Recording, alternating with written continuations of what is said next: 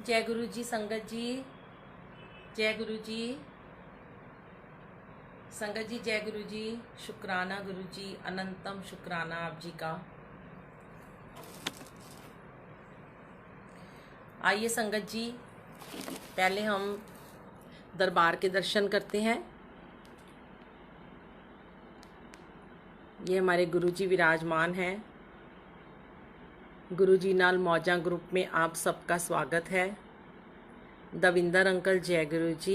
Anjali aunty जय गुरु जी। शुक्राना गुरु जी। आज तो गुरु जी ने बहुत ही ब्यूटीफुल मोर वाला चोला पहना है। देखिए कैसे मोर महक रहे हैं, इसमें चल रहे हैं और बड़े प्यारे लग रहे हैं। गुरु जी तो सदा ही प्यारे प्यारे से लगते हैं। शिव जी भी प्यारे प्यारे से लग रहे हैं।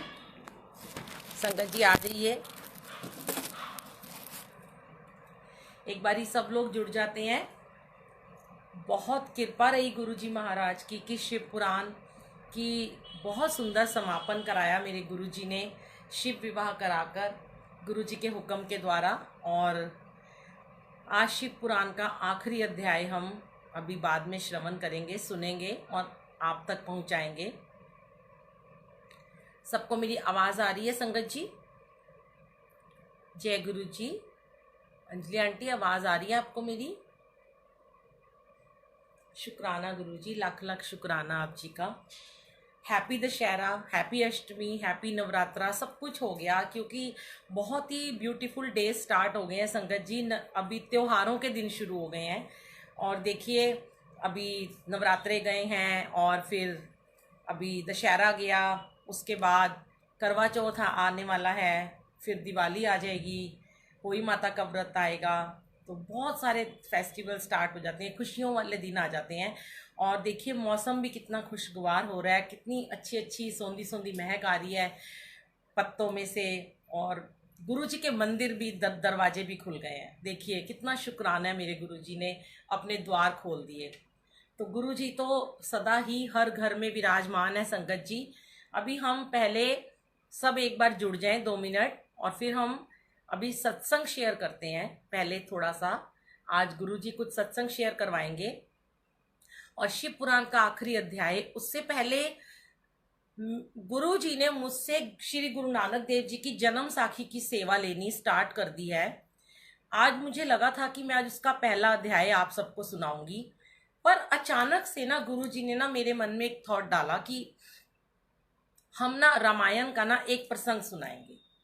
बीच में सुनाऊंगी, पहले मैं सत्संग सुनाऊंगी आपको, फिर रामायण का प्रसंग सुनाऊंगी, एक भजन सुनाऊंगी और उसके बाद मैं आपको शिव पुराण का 5 मिनट का लास्ट का अध्याय, उसकी समापन, और फिर हम एक भजन गाएंगे राम जी का।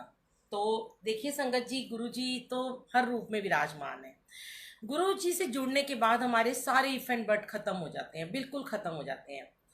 कल मेरे घर में सुबह जब अमृत वेला था, संडे को अमृत वेला होता है, तो लास्ट में ना 1.5 घंटे की गुरबानी के बाद गुरुजी आधा घंटा कुछ भजन भी चलवाते हैं। तो जब नवरात्रे थे तो मैंने नवरात्रों में माता रानी का भजन चलाया, तूने मुझे बुलाया शेरा वालिए, और माता की आरती भी चलाई। तो जब वो भजन चल रहा था ना, तो संगत जी हमारा भाव ऐसा होना चाहिए हमारे मन में, हम जब अपने गुरु महाराज जी से जुड़ जाते हैं, जब हम उनमें हर एक भगवान के दर्शन कर लेते हैं, उन्हीं में राम, उन्हीं में साईं, उन्हीं में कृष्ण, उन्हीं में माता, उन्हीं में वाहिगुरु, तो हम हमारा भाव ऐसा होना चाहिए, हमारा जुड़ाव ऐसा होना चाहिए, कनेक्टिविटी इतनी स्ट्रांग होनी चाहिए कि वैष्णो देवी का भजन सुनते हुए गुरु जी के दरबार में बैठ के हम डायरेक्ट वैष्णो देवी पहुंच जाते हैं। कल मैंने एक गुरु जी ने प्लेलिस्ट में लास्ट में एक भजन चलवाया, गुरु जी सानू डुगरी बुला लो। तो सुना होगा, बड़ी प्यारी प्यारी उसमें लाइन है कि निक्के निक्के पैरा नाल चालना सी चलियां। जब वो लाइन आई तो मैं बिल्कुल डुगरी में पहुंच गई, जो मैं लास्ट टाइम जब डुगरी गई थी लॉकडाउन से पहले, डुगरी पहुंच गई। गलियां वही वही सड़कें, वहां आगे जाके ना गुरु जी के खेत बने हुए हैं बड़े सारे, वो वहां बड़े कम लोग गए हैं, कोई गया ही नहीं होगा। तो वहां एक छोटी सी ना कुटिया बनी हुई है, जो कि वहां एक रहते हैं, संत रहते हैं। उन्होंने मुझे बताया था कि इसके अंदर बैठ के ना गुरुजी तप में बैठते थे। तो मैंने उसके भी दर्शन किए हैं, मैंने उसकी फोटो भी खींची थी। तो मैं सीधी वहीं पहुंच गई डायरेक्ट गुरुजी के पास, उस भजन को सुन के। तो अगर हम शिव पुराण पढ़ते हैं तो हम कैलाश नगरी पहुंच जाते हैं। जैसे मैं उस दिन शिव विवाह किया तो मुझे लगा मैं तो अमरकंटक पहुंच गई। हमारा अमरकंटक का भी सत्संग है। अमरकंटक एक ऐसी धरती है संगत जी जिसको प्रथम कैलाश कहा गया है। शिव पुराण की समापन पे मुझे लगा कि मुझे शिव जी का ही, अमरकंटक का ही एक सत्संग आपसे मैं शेयर करना चाहती हूँ। जय गुरु जी, जय गुरु जी, पल्लवी आंटी, जय गुरु जी, विक्की अंकल, बहुत सारी संगत जी जुड़ गए हैं। संगत जी, सत्संग को सुनने के बाद चाहे आप शेयर करें या पहले करें, वो आपकी मर्जी है, क्योंकि सत्संग को संगत तक पहुंचाना बहुत बड़ी बात होती है। खुद सुनकर उस पर अमल करना और औरों को सुनाना, ये बहुत बड़ी सेवा होती है। तो आपको कुछ अच्छा लगे तो आप ज़रूर शेयर कीजिए। जैसे बहुत सारे लोग मुझे कहते हैं कि आंटी हमने आपके अमृत वेले के सत्संग सुना, अमृत वेले में मंत्र जाप की शक्ति का सत्संग सुना, तो हमने बहुत लोगों को बताया, तो उनको भी उससे बहुत ज़्यादा फायदा हुआ। तो संगत जी, मैं बहुत शुक्रगुजार हूँ मेरे गुरु जी महाराज की, जो उन्होंने, वो मुझे ब्लेसिंग ही दिलवाते हैं। हर एक से जो भी अमृत वेले से जुड़ता है, शायद उसका 1% ब्लेसिंग मुझे भी ज़रूर मिलती होगी। तो गुरु जी तो मुझसे ये सेवा ले रहे हैं और मैं हमेशा इस सेवा के लिए तैयार हूँ। तो संगत जी, कहते हैं ना कि जैसे गुलाब के फूल में खुशबू होती है, हमें अपनी खुशबू, हमें अपनी ब्लेसिंग, हमें सब तरफ स्प्रेड करनी है, शेयर करनी है।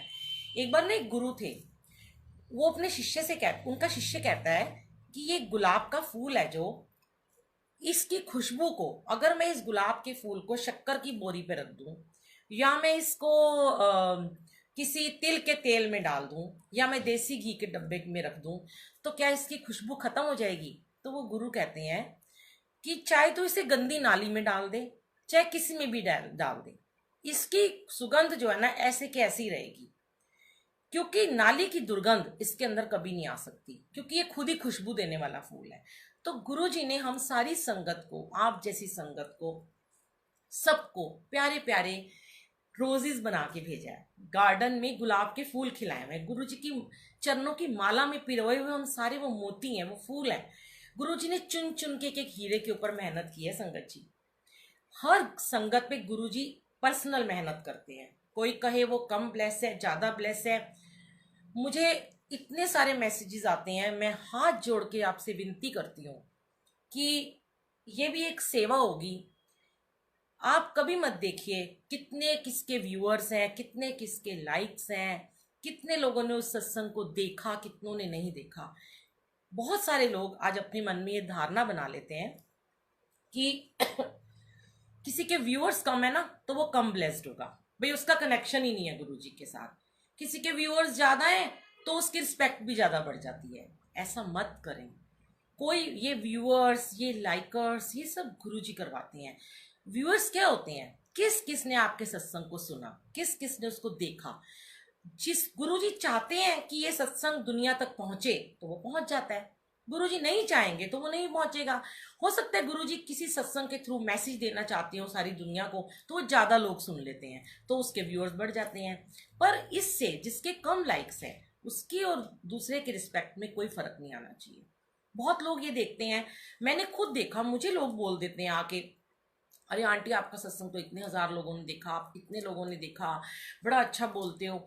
मैं कभी, मुझे इस बात में, इस इफ एंड बट में कभी पढ़ना ही नहीं था। मैं हर बारी ये शुक्राना करती हूँ, गुरु जी का पहले शुक्राना करती हूँ और फिर अंजलि आंटी का शुक्राना करती हूँ, दविंदर अंकल का शुक्राना करती हूँ। जो अंजलि आंटी ने मुझे बहुत प्रेम से बुलाया इस ग्रुप में कि आप आओ आंटी, लोग आपको लाइव सुनना चाहते हैं। मुझ में नहीं हिम्मत थी कि मैं लाइव, मैं अपनी ऑडियो बहुत सालों से यूट्यूब पे डाल रही हूँ पर मैंने लाइव नहीं कभी किया था। तो आंटी का भी लख लख शुक्राना जो मेरी आवाज़ को वो आप तक पहुँचा पाए हैं। तो आइए मैं आपको अमरकंटक का सत्संग सुनाती हूँ संगत जी। जब हमें अमरकंटक जाना था, लास्ट ईयर की बात है, उससे पहले मेरे बेटे को ना एक विज़न आया, सपना आया था उसको, 3-4 साल पहले की बात है।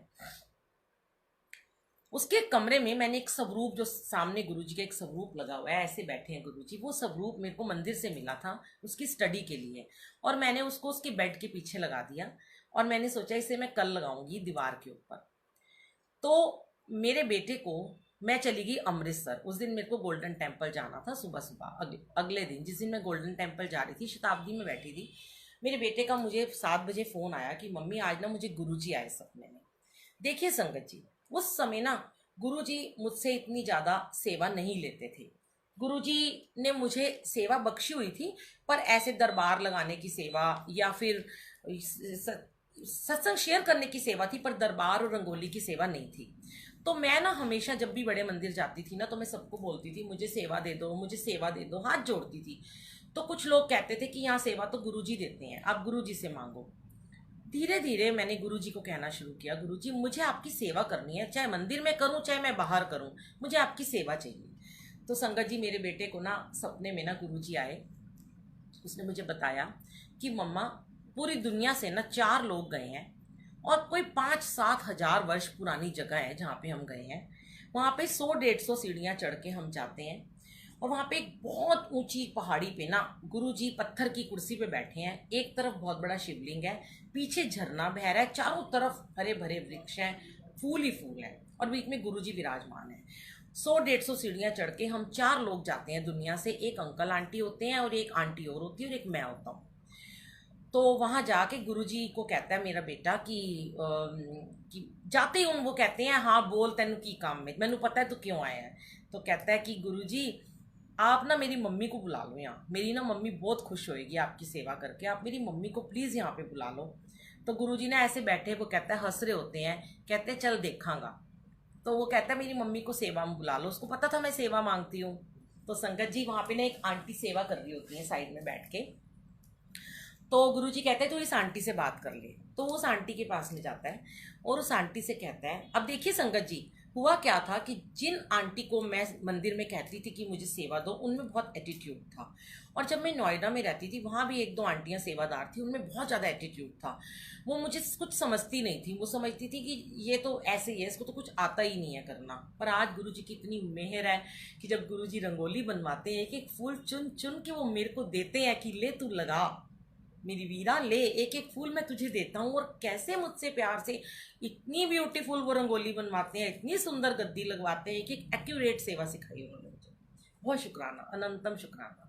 तो संगत जी, वहाँ पर मेरा बेटा उस आंटी से जाके कहता है, आंटी ये कौन सी जगह है, मुझे तो ये भी नहीं पता मैं कहाँ पे आया हूँ। तो वो बताते हैं कि कुछ ऐसे ही, उसको नाम नहीं याद कि मध्य प्रदेश या क्या, उसको समझ में नहीं आया क्या था। फिर वो आंटी उसको क्या कहती हैं संगत जी, उसे कहती हैं, अच्छा तुम ना अपनी मम्मी को यहाँ पे भेज देना, हमारे यहाँ ना हम 3 आंटियाँ गुरुजी की सेवा करती हैं। मैं और जो मेरी सहेली है वो तो गुरुजी को बहुत पसंद है, पर एक आंटी को ना गुरुजी बिल्कुल पसंद नहीं करते। गुरुजी ना उसको यहाँ से ना हटाना चाहते हैं और तुम्हारी मम्मी को हम सेवा में लगा लेंगे। तो मेरा बेटा बड़ा खुश होता है और फिर गुरुजी के मत्था टेक के सीढ़ियों से वापस आता है। तो उसको वहाँ पे मेरी छोटी डॉटर और उसका हस्बैंड मिलते हैं। तब वो इतना मानती नहीं थी मेरी छोटी बेटी ना गुरुजी को, आज तो वो भी बहुत मानती है। तो वो उनको कहता है ऊपर गुरुजी बैठे हैं, दर्शन कराओ। वो कहती नहीं नहीं, हमने शिव जी के दर्शन कर लिए, शिव मंदिर है, अब हम जा रहे हैं। मेरा बेटा बड़ा ब्लेस्ड फील करता है, नीचे गार्ड से पूछता है ये कौन सी जगह है, और आके वो मुझे ना फोन कर देता है कि मुझे गुरुजी सपने में आया और मैंने आपसे आपके लिए सेवा मांगी है।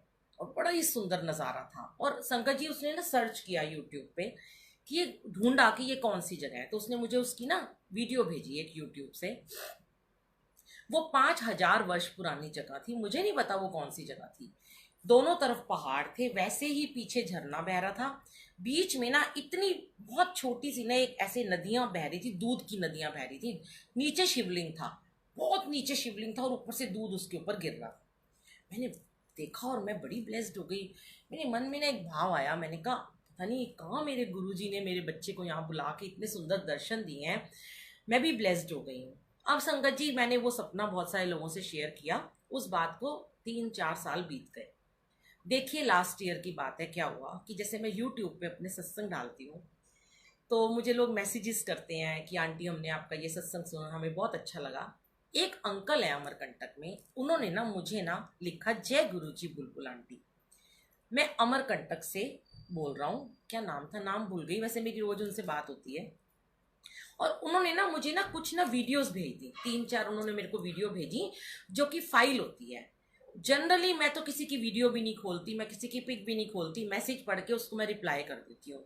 पता नहीं गुरुजी ने मुझसे क्या कराया संगत जी, मैंने उस वीडियो पे क्लिक किया, वो फाइल एक खुल गई। जैसे ही वो फाइल खुली, उसके अंदर एक बहुत ही सुंदर खूबसूरत सा मंदिर था और एक वीडियो थी उसके साथ में, जहाँ पर झरने बह रहे थे, जैसे मेरे बेटे ने सपने में देखे थे। मैं भूल गई थी वो सपना भी क्या था। झरने बह रहे हैं, बीच में दूध की धाराएं बह रही हैं, और वो पीछे से कोई बोल रहा है कि ये अमरकंटक है, यहाँ पर सप्त ऋषियों ने, दुर्वासा ऋषि ने तपस्या की है, इसे प्रथम कैलाश कहा जाता है, यहाँ के कंकर कंकर में शंकर है। और गुरु शिव जी ने वहां पे जाके हजारों वर्ष वहां तपस्या की। वहां पे नर्मदा नदी बहती है। गंगा नदी को, उसमें नहाने से लोग पाप मुक्त होते हैं, लेकिन इस नर्मदा नदी में इसको देखने से ही आपको मोक्ष की प्राप्ति होती है। मैंने ना तुरंत ना उस अंकल को ना मैसेज किया व्हाट्सएप पे, अंकल जी कौन सी जगह है। तो अंकल मुझे कहते हैं, उन्होंने मुझे कहा मैं आपको कॉल बैक करता हूँ। देखिए गुरुजी ने मुझे 1 महीना पहले, ये क्या सत्संग पे सत्संग बनता चला गया संगत जी, 1 महीना पहले ही गुरुजी ने मुझे थॉट दिया था कि टीनेजर बच्चों के यहाँ सत्संग कराने हैं। जैसे हम डिसेबल बच्चे अंध महाविद्यालय, कोड़ियों के यहाँ सत्संग करा रहे थे उन दिनों हर महीने में वृद्धाश्रम में, तो गुरुजी ने कहा टीनेजर बच्चों के सत्संग कराने हैं, हो सकता है कोई ब्लेसिंग हो। तो मैंने ही अपनी संगत को कहा था हम ना नवंबर या दिसंबर में टीनेजर बच्चों के यहाँ सत्संग करेंगे किसी स्कूल या कॉलेज में जाकर। उनका जब मुझे फोन आया रात को, तो वो मुझे कहते हैं कि वाओ, मैं तो आपकी आवाज़ सुन के ही बड़ा ब्लेस्ड फील कर रहा हूँ आंटी। मैंने कहा अंकल ये जगह है ये कौन सी है। तो संगत जी उन्होंने ना मुझे ना डिटेल में बताना सब कुछ शुरू कर दिया कि ये कौन सी जगह है। उन्होंने मुझे बताया कि ये इसको प्रथम कैलाश कहते हैं, यहाँ के कंकर कंकर में शंकर है, यहाँ शिव जी ने बहुत भारी तपस्या की थी। मैं एक गुरुकुल चलाता हूँ, उसमें मैं काम करता हूँ, और मैंने आपका सत्संग सुना। मैं गुरुजी की संगत हूँ, लेकिन जब गुरुजी थे तब मैं उनको नहीं मानता था। उनके जाने के बाद मुझे समझ में आया गुरुजी क्या है, तो मैंने एक बुक लिखनी शुरू करी। मैंने आपके सत्संग सुने तो मुझे बहुत अच्छा लगा। संगत जी उनसे बात करते करते ना गुरुजी के सामने बैठी हूँ, और गुरुजी ने उसी वक्त मेरे मन में एक थॉट डाला कि तू उस गुरुकुल में सत्संग कर जाके। मैंने उन अंकल से कहा अंकल आपके गुरुकुल में कितने बच्चे हैं। उन्होंने कहा 150-200 बच्चे हैं, लड़के हैं सारे। मैंने कहा अच्छा गुरुजी लड़कों को इस बार शायद ब्लेस करना चाहते हो। मैंने कहा अंकल एक बात बताइए, क्या मैं आऊं आपके यहाँ, हम माँ गुरुजी का सत्संग कर सकते हैं। वो अंकल कहते हैं कि मेरे तो रोंगटे खड़े हो गए ये बात सुन के कि गुरुजी आपसे कैसी सेवा लेना चाहते हैं, आप इतनी दूर आओगे, अमरकंटक मध्य प्रदेश, कहाँ आओगे आप यहाँ, 24 घंटे से भी ज्यादा टाइम लगेगा ट्रेन में आने में। मैंने कहा अंकल आप हाँ कर दो एक बारी, मैं और एक अंकल हैं मेरे सेवादार, हम चाहे 2 लोग आ जाएंगे, आप हमें वहां बुला लो एक बार उस शिव नगरी में, मेरी तो मुक्ति हो जाएगी उन बच्चों के यहाँ सत्संग करके। अंकल कहते हैं मुझे 2 दिन का टाइम दो। अंकल ने सारी व्यवस्था कर दी कि कौन से हॉल में सत्संग होगा, कौन सा हमें म्यूजिक सिस्टम मिलेगा। संगत जी करते करते मैंने अपने अंकल से कहा कि मैं तो जा रही हूँ अमरकंटक, ऐसे ऐसे हम ये 20, 21, 22 जो भी हमारे 4-5 दिन का था।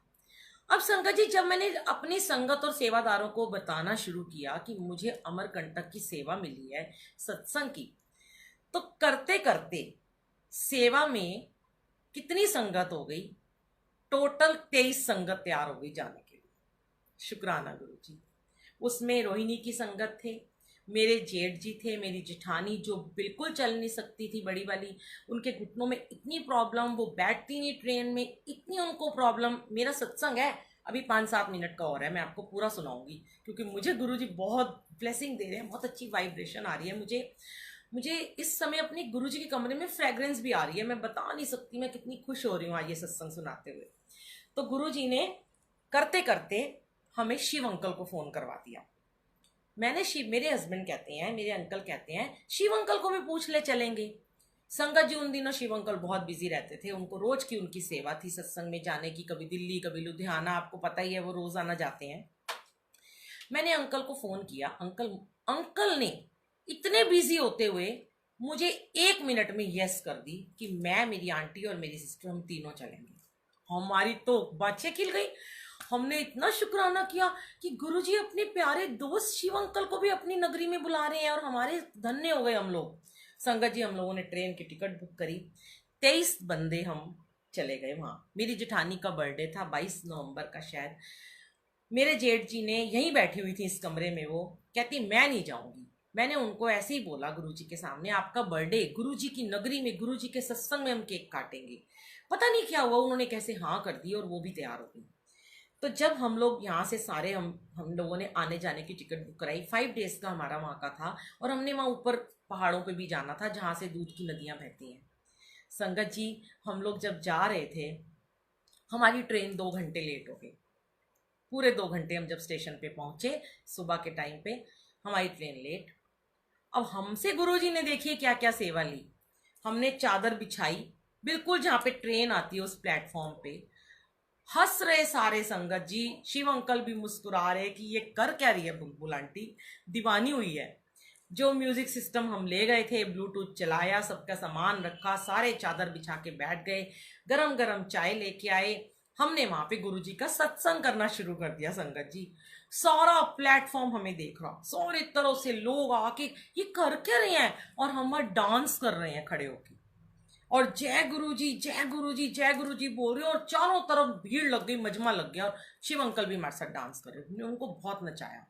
ऐसे करके हम लोग ट्रेन में बैठे। संगत जी, जब हम ट्रेन में बैठ गए तो पहले हम थोड़ा सा हमने खाया पिया, खेला, मस्ती करी। मैंने कहा आज रात को ना हम ट्रेन में भी सत्संग करेंगे।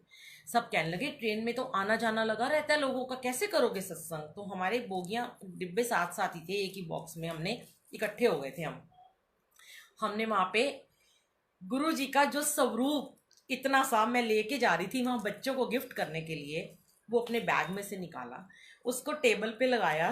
ट्रेन की जो बीच में टेबल लगी होती है, कपड़ा बिछा के, चोले का चुन्नी बिछा के, चोला भी लेके जा रही थी मैं, और जल प्रसाद रखा। और ना बड़ी देर से ना ट्रेन में ना एक बंदा बोल रहा था रबड़ी रबड़ी रबड़ी ले लो, रबड़ी ले लो। तो हमने रबड़ी की कटोरियां ली और भोग लगा दिया, और हमने खाने वाले को ऑर्डर दे दिया कि तो खाने की प्लेटें भी लेके इतने बजे आ जाइए। और संगत जी, हमने वहाँ पे सत्संग शुरू कर दिया।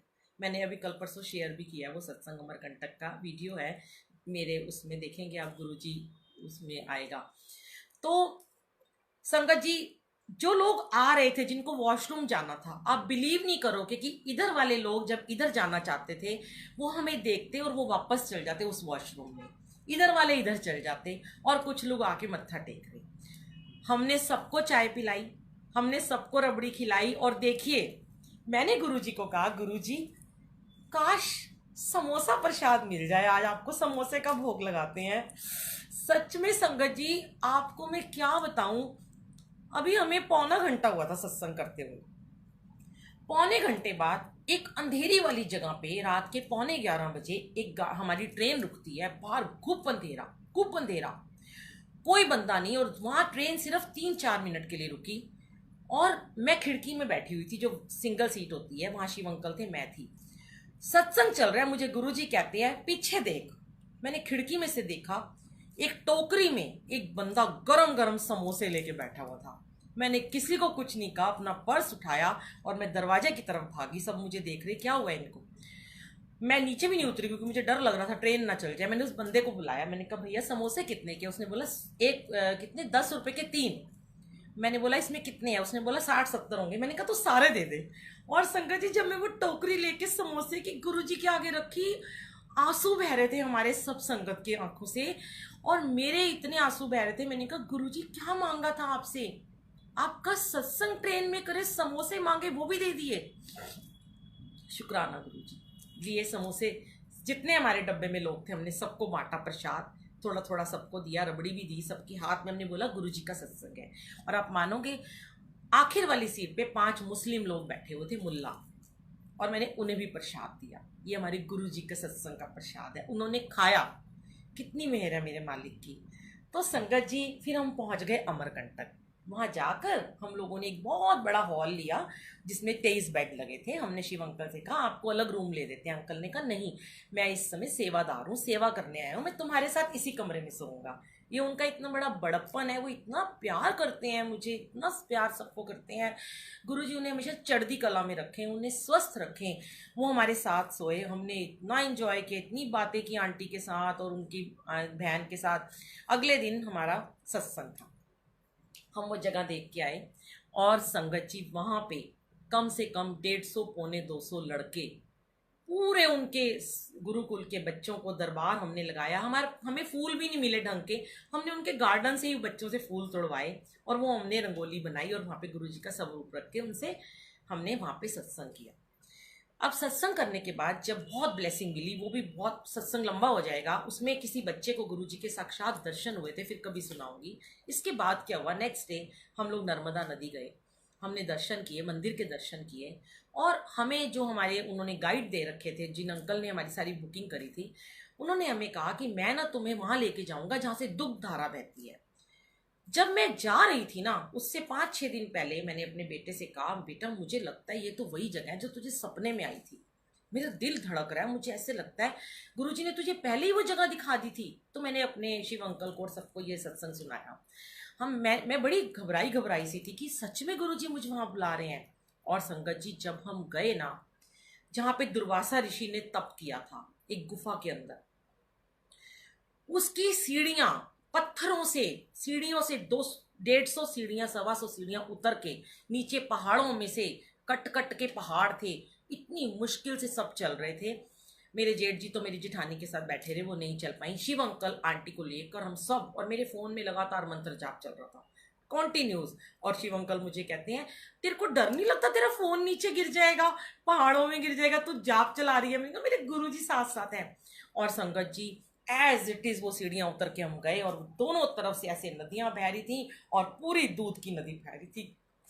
कमाल, मैं कहती हूँ ब्लेस कर दिया मुझे गुरुजी ने। मैंने अपने बेटे को वहां से फोन किया, मैंने कहा साहिब बेटा, ये वही जगह है, ये वही जगह है जो तुझे स्वप्न में गुरुजी ने दिखाई थी। देख क्या सेवा ली उन्होंने।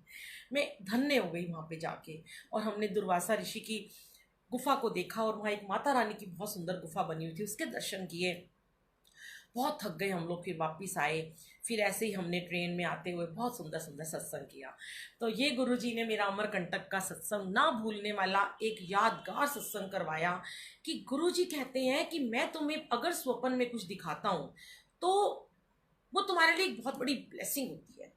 जरूरी नहीं है कि तुम्हारा सपना उस समय पूरा हो, 4 साल भी लग सकते हैं, 40 साल भी लग सकते हैं। पर संगत जी, उस शिव नगरी में, उस प्रथम कैलाश में मेरे गुरु जी ने कौन से कर्म कटवाए हम सबसे वहां पे जाके, मैं नहीं बता सकती आप।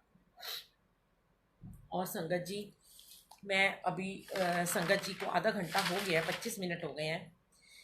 मैं आपको एक आज भजन सुनाऊंगी, ये मैंने अपने आवाज में पहले भी सुनाया था, आप सुनिएगा, आपको अच्छा लगे। इसके बाद मैं आपको रामायण की एक छोटा सा प्रसंग जरूर सुनाना चाहूंगी, क्योंकि कल रावण को जलाया गया, राम जी अयोध्या में लौटे हैं। गुरु जी ने ही आज थॉट डाला कि रामायण सुनाओ। अब कोई मुझे कहे ये तो गुरु जी का ग्रुप है, इसमें गुरु जी का सत्संग हो रहा है तो आंटी रामायण सुना रही है।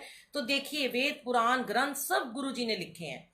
आज गुरु नानक देव जी की वाणी सुनती हूँ तो उसमें भी गुरु जी ने एक ही बात वाहिगुरु ने लिखी है कि सिमरन करो, सत्संग करो, परमात्मा को मानो। गुरु नानक देव जी को मुसलमान और हिंदू को एक करने के लिए वो इस दुनिया में आए। और हमारे गुरु जी ने भी कभी मना नहीं किया, शिव जी को मत मानो, माता रानी को मत मानो, राम को मत मानो, कृष्ण को मत मानो, कभी नहीं कहा। मेरे पूरे इस दरबार में सारा दरबार गुरु जी ने अभी अपने बर्थडे पे विराजमान कर दिया। शिव पुराण से पहले शिव जी के साथ माता रानी को विराजमान कर दिया। देखिए, रामायण का प्रसंग सुनाने के लिए राम दरबार भी यहाँ पे लगा दिया। कितनी ब्लेसिंग है मेरे गुरु जी की। पर गुरु जी कहते हैं दुनियादारी से फिर भी दूर रहो, ये दुनिया तुम्हें कुछ नहीं देगी, इसकी बातें मत सुनो, यहां से सुनो, यहां से निकाल दो, नेगेटिव लोगों को अपनी जिंदगी से दूर कर दो। ये नेगेटिव लोग तुम्हें सिर्फ नेगेटिविटी देते हैं। संगत जी, अपनी पॉजिटिविटी को बढ़ाने के लिए सिर्फ और सिर्फ गुरु जी से डायरेक्ट कनेक्शन करिए, किसी की बात मत सुनिए। क्योंकि बहुत, ये बात भी सच है, गुरु जी कहते हैं गुलाब के साथ कांटे भी होते हैं। तो महिमा गानी है ना, प्रभु की महिमा, परमात्मा की महिमा कैसे भी गा लें, ना इस इफ एंड बट में पढ़िए कि कौन। अगर आपको इस ग्रुप में, किसी भी ग्रुप में भजन सुनाई दे रहा है वो सुनिए, भेंट सुनाई दे रही है वो सुनिए, रामायण सुनाई दे रही है वो सुनिए, शिव पुराण सुनाई दे रही है वो सुनिए। गुरुजी ने जब कभी किसी चीज के लिए मना नहीं किया तो हम कौन होते हैं, हम तो उनकी सेवादार हैं। जैसे जैसे वो सेवा ले रहे हैं, हमारे कर्म कटवा रहे हैं, कटवाते जाएंगे। तो आइए छोटा सा एक भजन सुनाती हूँ, समझने वाली बात है, बहुत अच्छा भजन है ये, मेरे दिल को बहुत छूता है ये। मैं हमेशा बोलती हूँ कि मैं कोई सिंगर नहीं हूँ, पर थोड़ा सा गुरुजी के सामने बैठकर शौक से गा लेती हूँ। वो गवा लेते हैं तो मैं गा लेती हूँ। है ये सॉन्ग, पर इसको हम भजन के रूप में सुनेंगे। जय गुरु जी। कसमें वादे प्यार वफा सब वादे हैं वादों का क्या, कोई किसी का नहीं ये झूठे नाते हैं नातों का क्या, कसमें वादे प्यार वफा सब बातें हैं बातों का क्या। हमारे जीवन में भगवान बार बार किसी भी रूप में गुरु को भेजकर, किसी भी महापुरुष को भेजकर ये बताते हैं कि कोई तेरा अपना नहीं है, कोई दुनिया में तेरा अपना नहीं है, सब झूठे नाते हैं, ये सब बेकार की बातें हैं, कुछ तेरा नहीं है, तो सिर्फ और सिर्फ परमात्मा में अपना मन लगा। वो ये संदेश देते हैं कि होगा मसीहा सामने तेरे, फिर भी तू ना बच पाएगा, तेरा अपना खून ही तुझको आकर आग लगाएगा, आसमान में उड़ने वाले मिट्टी में मिल जाएगा, कसमें वादे प्यार वफा सब बातें हैं बातों का क्या। और कहते हैं कि सुख में सब तेरे साथ रहते हैं पर दुख में तेरा साथ कोई नहीं देता। तो जो सुख में तेरा साथ दे रहा है वो दुख में तेरा साथ नहीं दे रहा। दुख में तेरा साथ कौन देगा? परमात्मा, तेरा भगवान, तेरा गुरु, तेरा महाशिव। कभी आपने सोचा भी नहीं होगा कि वो आपको कैसे आके ब्लेस कर जाते हैं। सुख में साथ रहेंगे तेरे, दुख में सब मुंह मोड़ेंगे, दुनिया वाले तेरे होकर तेरा ही दिल तोड़ेंगे। और क्या उम्मीद रखते हैं हम ऐसे लोगों से? कितने लोग मानते हैं कि भगवान हर जगह है। अगर मानते हैं तो फिर हम पाप क्यों करते हैं, झूठ क्यों बोलते हैं, निंदा चुगली क्यों करते हैं, अपने गुरु का हुक्म क्यों नहीं मानते हैं, अपने गुरु की बात हम क्यों नहीं मानते हैं? हम गलत काम करते हैं, देते हैं भगवान को धोखा, इंसा को क्या छोड़ेंगे, कसमें वादे प्यार वफा सब बातें हैं बातों का क्या। कोई किसी का नहीं ये झूठे नाते हैं नातों का क्या, कसमें वादे प्यार वफा सब बातें हैं बातों का क्या। आइए संगत जी, जय गुरु जी। गुरु जी ने गवा दिया। गुरु जी के सामने बैठ के तो मैं गाने भी सुनाती हूँ, वो सुनते हैं। मेरी कोई औकात नहीं है संगत जी कि मैं आपके सामने बैठकर, गुरु जी के सामने बैठकर एक शब्द भी बोल पाऊँ, जब तक उनका हुक्म नहीं होगा। वो चाहेंगे तो जोत जगेगी, वो चाहेंगे तो हम आपके सामने बैठ के सत्संग शेयर करेंगे, गाना गाएंगे, भजन गाएंगे, कुछ भी हम गा सकते हैं। आइए, बहुत प्यारा रामायण का ये प्रसंग है। इसमें क्या बताया गया है कि रामायण जो कथा है ना, वो एक त्याग की कथा है, जो कि हम लोगों में आज नहीं है। हम में, आप में, बहुत सारे लोगों में, संगत में, फैमिली में प्रतिस्पर्धा है, आगे बढ़ने की होड़ लगी हुई है। कैसे भी करके हम फेमस हो जाएं, हम आगे पहुंच जाएं बस। और अगर दूसरा कोई हमारे से आगे निकल रहा है तो हम उसे कैसे पीछे खींच लें, हम उसकी कैसे बुराइयां करें और कैसे हम उसके बारे में गॉसिप करें कि जो अगर उसे भगवान ने, गुरु जी ने अगर उसको ब्लेसिंग दी है तो उस ब्लेसिंग को हम कम कैसे कर दें। पर रामायण की कथा में प्रतिस्पर्धा को त्याग की भावना बताया गया है। तो आइए मैं आपको बहुत सुंदर रामायण का एक प्रसंग सुनाती हूँ कि आखिर रामायण है क्या। प्लीज संगत जी जुड़े रहिएगा, जरूर सुनिए। 5-7 मिनट की है और 5 मिनट का शिव पुराण का अध्याय समाप्त होगा, उसके बाद हम विदा लेंगे। और मैं आपको बता दूं कि अगले हफ्ते से सोमवार से गुरु जी का ऐसे ही सत्संग शेयर करूंगी। नए नए बहुत सुंदर सत्संग है, मेरे अपने ही जीवन के बहुत सारे सत्संग हैं और लोगों के भी हैं। सत्संग शेयर करेंगे और श्री गुरु नानक देव जी की साखी जो है वो हम आपके साथ सुनेंगे, शेयर करेंगे। जब भी आप गुरु नानक देव जी की साखी सुने तो कृपया सर ढककर बैठेंगे। और अभी हम आपको रामायण का सत्संग सुनाते हैं। रामायण है क्या? आप सुनेंगे तो आपकी आंखें भर आएंगी संगत जी इस प्रसंग को सुनकर। एक रात की बात है, माता कौशल्या जी को सोते हुए अपने महल की छत पर आवाज सुनाई दी किसी के चलने की। वे उठकर गईं और उन्हें मालूम पड़ा कि ये तो श्रुति कीर्ति जी हैं। श्रुति कीर्ति जी कौन है? श्रुति कीर्ति जी शत्रुघ्न जी की पत्नी का नाम है। उन्हें बुलाया। जो सबसे छोटी बहू है वे आई, चरणों में प्रणाम करा माँ के और बोली।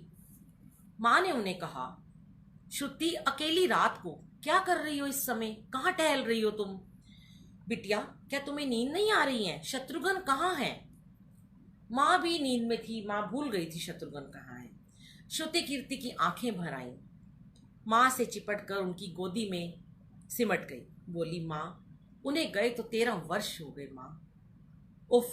कौशल्या जी का हृदय कांप रहा था। तुरंत आवाज लगाई। सेवक दौड़े आए। आधी रात को पालकी तैयार हुई और शत्रुघ्न की खोज में माँ चल गई। संगत जी, आपको मालूम है शत्रुघ्न जी उन्हें कहाँ मिले? अयोध्या जी के जिस दरवाजे के बाहर भरत जी नंदी ग्राम में तपस्वी होकर रहते हैं, उसी दरवाजे के भीतर एक पत्थर की शिला पर अपनी बाह का तकिया बनाकर शत्रुघ्न जी लेटे हुए थे। माँ सिरहाने बैठ गईं। बालों में हाथ फिराया तो शत्रुघ्न जी ने कहा, माँ, मुझे बुला लेते, आप क्यों आए हो यहाँ? माँ ने कहा, शत्रुघ्न, यहाँ क्यों? शत्रुघ्न जी की रुलाई फूट पड़ी। बोले, माँ, भैया राम जी पिता की आज्ञा से वन में चले गए। भैया भरत जी भी नंदी ग्राम में हैं। लक्ष्मण जी भी चले गए। क्या ये राशि वस्त्र विधाता ने सिर्फ मेरे लिए ही रचे हैं? माता जी निरुत्तर हो गई। माता जी ने कहा कि ये भोग की नहीं त्याग की कथा है। संगत जी, क्या है ये राम कथा? ये भोग नहीं, ये त्याग है। भोग विलास उन्हें मिला पर उन्होंने उसे त्याग दिया। यहां त्याग की प्रतियोगिता चल रही है। देखिए, उनके चारों भाइयों में त्याग की प्रतियोगिता चल रही है और हमारे यहाँ क्या चल रही है? प्रतिस्पर्धा, आगे बढ़ने की होड़, गॉसिप की, निंदा की, चुगली की, अहम की। छोड़ दो इन्हें, हटा दो यहाँ से। क्यों ये हमसे आगे निकल जाएंगे? क्यों इनको इतनी सारी ब्लेसिंग मिल रही है? नहीं, ऐसा नहीं करना। ये रामायण की कथा, हर साल रावण को जलाना, रामायण की कथा सुनना और सुनाना, ऐसे ही नहीं कहा गया हर साल रामायण की कथा सुननी चाहिए। ऐसे ही नहीं रावण को जलाया जाता। रावण के साथ हमारे अहम को खत्म किया जाता है। तो जिन लोगों में भी आज भी अहम बाकी है और अगर वो गुरु जी की संगत खुद को कहते हैं तो ये तो गुरु जी जानते हैं और हमें ये चाहिए कि हम उनके लिए भी ब्लेसिंग मांगे। हम बोले कि गुरु जी सबको ब्लेस करो, सबको ब्लेसिंग दो, सबके अहम दूर करो, सबकी प्रॉब्लम को हरो। तो यहाँ कोई पीछे नहीं है। अब आप देखिए, ये जो त्याग की भावना है ये क्या कहती है आगे। इस प्रसंग में वैसे ही चारों भाइयों का प्रेम, त्याग और एक दूसरे के प्रति अद्भुत, अभिनव और बहुत ही अलौकिक कथा है। रामायण से हमें एक उत्तम शिक्षा मिलती है संगत जी। भगवान राम को 14 वर्ष का वनवास हुआ था तो उनकी पत्नी मां सीता जी ने भी सहर्ष वनवास स्वीकार कर लिया। परंतु बचपन से ही बड़े भाई की सेवा में रहने वाले लक्ष्मण जी कैसे राम जी से दूर रहते? माता सुमित्रा से तो उन्होंने आज्ञा ले ली वन में जाने के लिए, पर जब वो अपनी पत्नी उर्मिला के कमरे की ओर बढ़े तो वह संकोच में पड़ गए कि मैं कैसे उर्मिला से कहूंगा कि मैं राम जी के साथ जाना चाहता हूँ।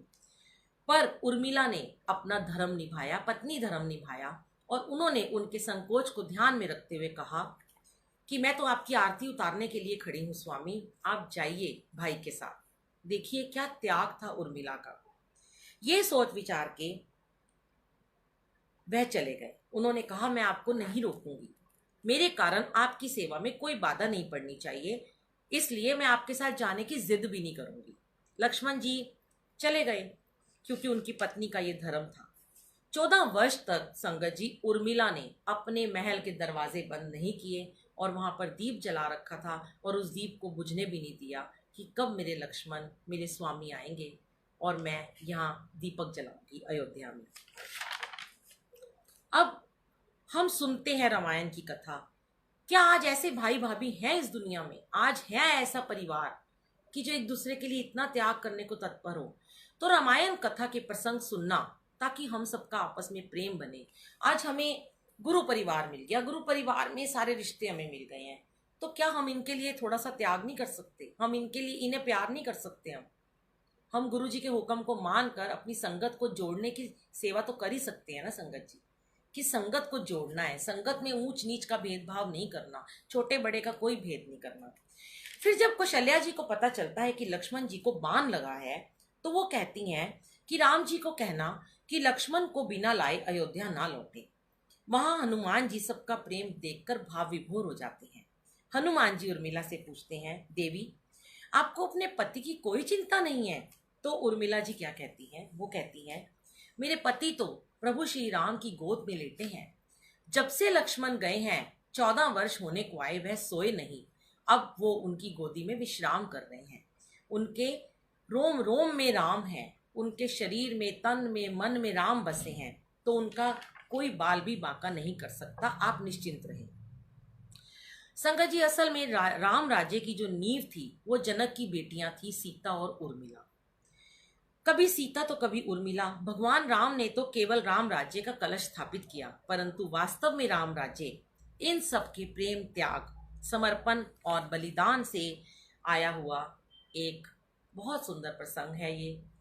और मैं अब आपको शिव पुराण की कथा सुनाती हूँ।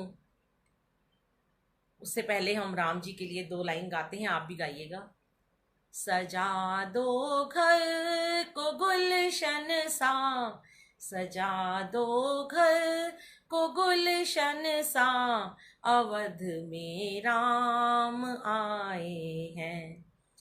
लगे कुटिया भी दुल्हन सी, अवध में राम आए हैं, अवध में राम आए हैं।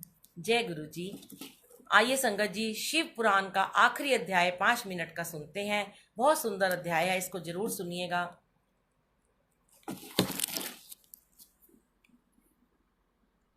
यह शिव पुराण पूरा हुआ। इस हितकर पुराण को बड़े आदर एवं प्रयत्न से पढ़ना तथा सुनना चाहिए। नास्तिक, श्रद्धाहीन, शठ महेश्वर के प्रति भक्ति से रहित और धर्मध्वजी पाखंडी को इसका उपदेश नहीं देना चाहिए। इसका एक बार श्रवण करने से ही सारा पाप भस्म हो जाता है। भक्तिहीन भक्ति पाता है और भक्त भक्ति की समृद्धि का भागी होता है।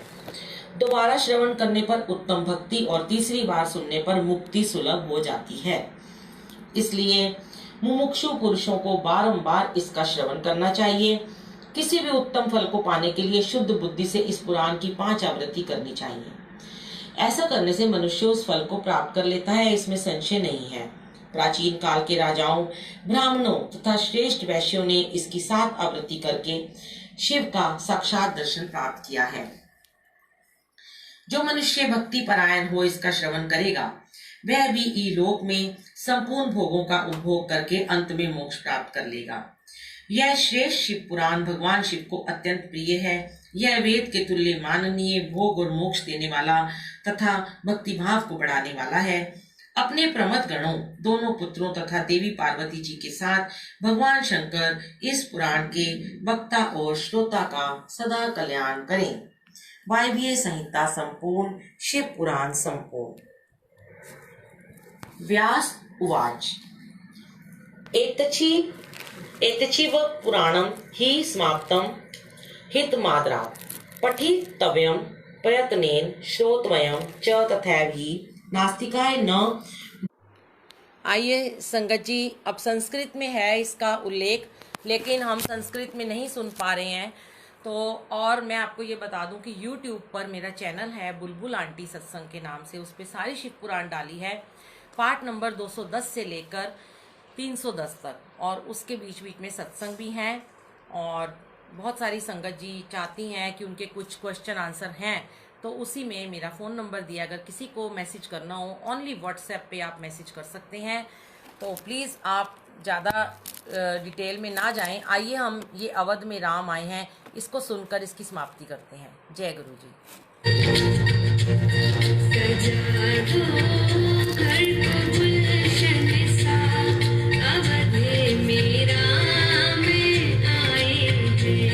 सजा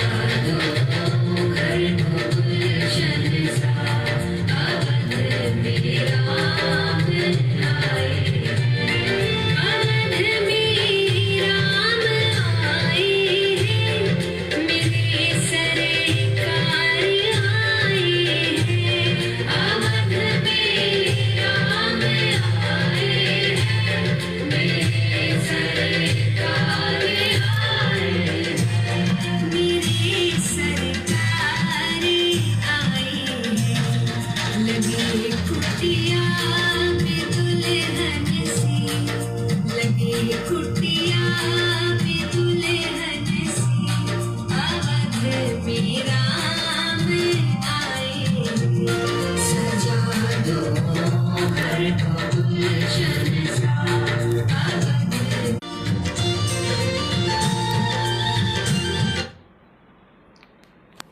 जय गुरु जी, जय गुरु जी। शुक्राना गुरु जी, अनंतम शुक्राना आप जी का, और आप सबके प्यार का शुक्राना। गुरु जी नाल मौजा ग्रुप का शुक्राना, दविंदर अंकल, अंजलि आंटी का शुक्राना कि उन्होंने इतना सुंदर सत्संग करवाया, शिव विवाह करवाया और बहुत सारी माता की भेंटें आजकल करवाई हैं। बहुत प्यारा ये ग्रुप है। इसमें हर किसी को, जो किसी का पहला सत्संग हो या दूसरा हो, ये नहीं देखते हैं, सबको यहाँ सेवा के लिए बुलाते हैं।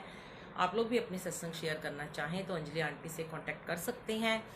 और ये सेवा गुरुजी जो मुझसे ले रहे हैं, मैंने तो कभी सोचा नहीं था कि एक बार ही सत्संग में आऊँगी, पर गुरुजी हर सोमवार आपके सामने बिठाते हैं और सत्संग की सेवा लेते हैं। मेरा तो जीवन धन्य हो गया। मेरे तो जीवन में बहुत सारे सत्संग हैं संगत जी, जितने चाहें उतने सुन लीजिए।